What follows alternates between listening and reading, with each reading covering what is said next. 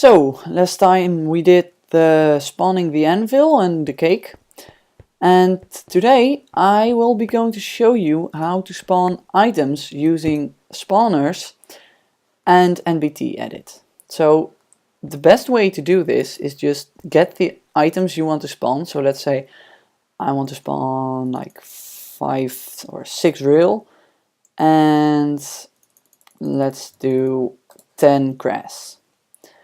And I'll spawn it, I'll leave that there, so I'll just create a completely new one. Give myself a spawner here. Whoa. There we go. And let's say I want to spawn it here. Then what I'm gonna do is I'm gonna set my spawn point and kill myself, just like last time. NBT edit yourself.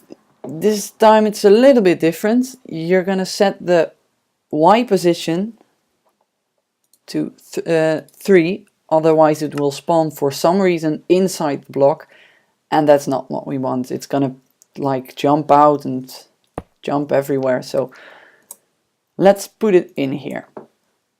First we want to spawn an item, so set it to an item with a capital I, otherwise it will crash your game. And spawn data, just like last time, and just paste your position in there. So now it's spawning an item. I'll set these values to the right one. Let's set spawn range to, well, let's set it to 1 now. And set this to 1, so it's spawning every tick. Max nearby entities 1. And yeah, those are a lot of items. As you can see, this is not what we want. We wanted to spawn an item and then keep it there. We don't want it to spawn an extra one. So the only way to do that is to spawn it near him. So we'll change the position. Spawn points, kill. And well, I can use, we're just, let's see what happened if we do not change the Y position. Remove the position and paste a new one in there. Yeah, that's what I mean. So as you can see, they're flying everywhere. For some reason they're only flying in the same direction, but so that's why you want to change that. And now he won't spawn anymore. That's because, oh well, he will. So what's happening now, he's gonna check for an entity near him in a range of 2 blocks, because you need to take the spawn range and multiply it by 2, and then it will, that's the range in which it will detect for the maximum amount of entities. So if we set this to max nearby entities, if we set this to 2, then it will keep spawning until I place another entity there. Now it stops spawning, and then it will spawn again, and so it will stop. Pick this up here. But there's one problem. When we stand on top of it, our inventory is getting filled with items, and that's the only way to fix that is by setting it to a short delay to not spawn it every tick. So that's what we're going to do now. Set the spawn delay. Let's set it to 20, that's 1 second. And well, actually we'll set it to, you can do it somewhere in between 20 and 40, it does make any difference. So as you can see, it still keeps spawning, but it's better than getting those items every tick.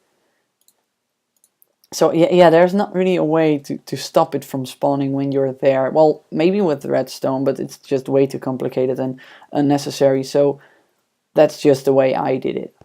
Now we want it to spawn power drill and grass, because as you can see, it is actually spawning 2 different items.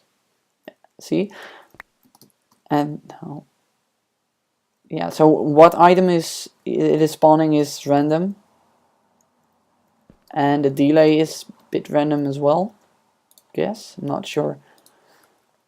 So let's put this item in there. What you're gonna do, the easiest way is to put it in your inventory, then npt edit yourself, and go to inventory right here. And these are 2 tags with all the data from the item. So we'll just copy the first one and set it in here. Delete the spawn potentials, put it in there. You just want to change it to item with a capital I as well. You can remove the slot, doesn't really matter. Damage is not important. And count, you want to leave that, because that's the amount of it's gonna spawn. Oh, as you can see, it's already spawning up. Actually, I want to set this to, oh. So now I've got 12. Oh, well, it's still spawning. That's, oh, I know why actually. We need to set the spawn range to 1 higher.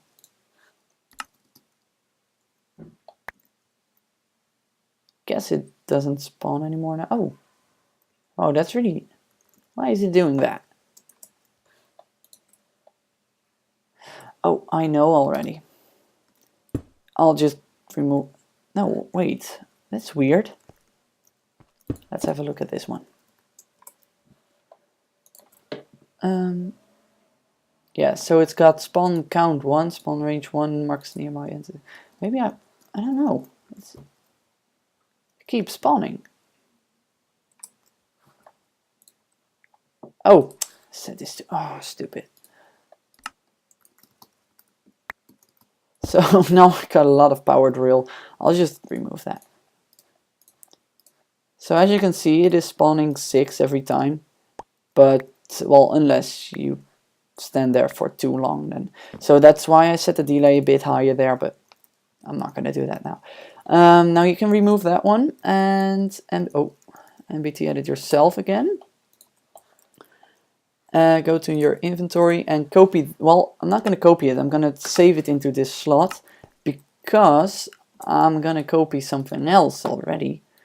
In the spawn potentials here, I'm going to copy this one and paste it in there again. And then remove the item and paste the one I just copied from myself in there. So now, as you can see, it is rotating a different item every time. And that's completely random. So as you can see,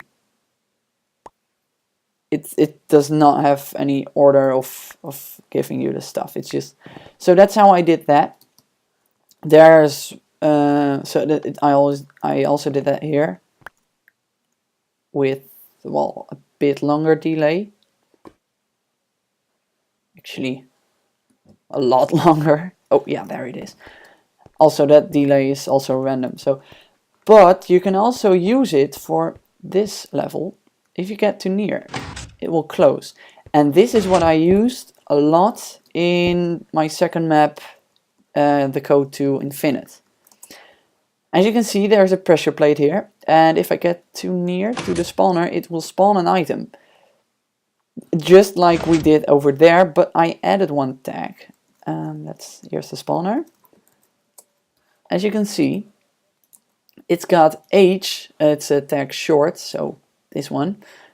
H set to 5,999. And what that does, every time an item is older than 6,000 ticks, it will despawn. So it's basically immediately despawning here. You do want to make sure, because I forgot that, and that's pretty dumb actually. Captain Sparkles was playing my map, and he actually a puzzle was broken because I forgot to set max nearby entities to 9,000. So let's see what happens if I set it to 1.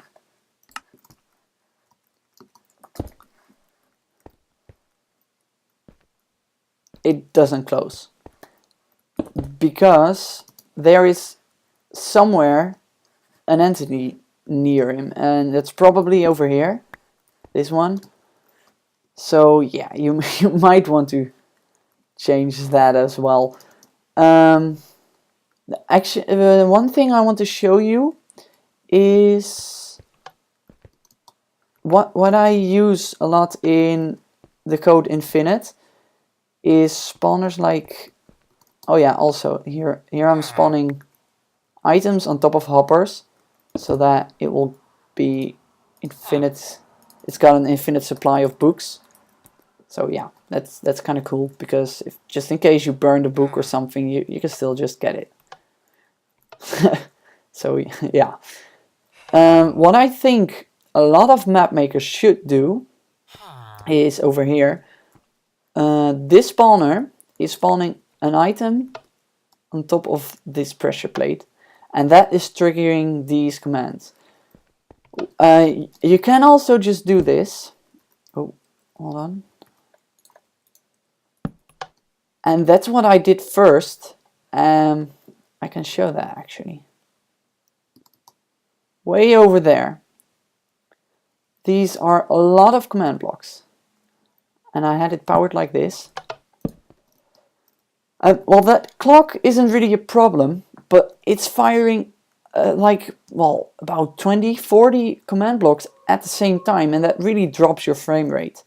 So what I think a lot of map makers should do is use that spawner to spawn an item on top of a pressure plate, which triggers a clock. So that way only 2 commands will be fired only when you need them. And that spawner isn't really going to cause any lag. At least it's going to cause way less lag than this giant thing over here. So yeah, that's actually... Q-Magnet also made a video on how to make that clock with a spawner. I'll put a link in the description to that as well.